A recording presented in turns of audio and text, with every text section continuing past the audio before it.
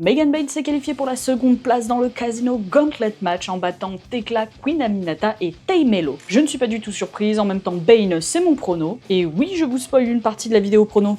Et alors, hey, t'as raté Dynamite cette semaine, t'inquiète, je suis là et je te récap ça sur Inside Story, alors n'hésite pas à t'abonner et à partager. Côté match, on a commencé la soirée avec un affrontement entre d'un côté Protogita et de l'autre Brody King et Bandido. Sur la fin, Kyle Fletcher se débarrasse de Brody en ringside tandis que Takeshita termine Bandido pour le compte de 3. Et je vous le dis, il y a carrément moyen que Takeshita prenne le titre à la Super Card of Honor, donc si vous voulez pas rater ça, et ben ça se passe dans la nuit de vendredi à samedi. Ricochet a fait face à Black Christian qu'il martyrise depuis quelques temps déjà. Alors bien sûr, les Gates of Agony vont rejoindre le ringside et même s'ils sont spectateurs dans un premier temps, et bah ça va pas durer longtemps. Ils finissent par attaquer Blake qui fait de son mieux pour résister mais qui finalement va se faire écraser par Ricochet pour la victoire. Wheeler Yuta s'est mesuré à Samoa Joe face à qui il finira par s'incliner. Joe contre un roll-up pour enchaîner avec sa fatale prise de soumission, ce qui fait taper Yuta. Gabe Kidd fait alors son entrée juste après pour s'en prendre au champion trio, mais le reste de The Hobbs débarque pour les chasser et lancer le main event. Et donc dans le main event, on a eu un 8-man tag team match avec d'un côté les Bucks et les Death Riders et de l'autre The Hobbs, Adam Page et Will Ospreay. Et l'équipe de Jon Moxley a été particulièrement efficace. Ça balance Powerhouse Hobbs à travers une table, ça envoie un EVP dans la tronche de Katsuyori Shibata, ça neutralise Page et Ospreay en ringside, et ça se termine avec la prise de soumission de Jon Moxley qui apporte la victoire à son équipe. Et hop hop hop hop hop hop, on n'a pas fini. Les méchants veulent étouffer avec des sacs en plastique Ospreay et Page, mais l'écran géant s'allume sur un Swerve Strickland au volant d'une pelleteuse en train de détruire la limousine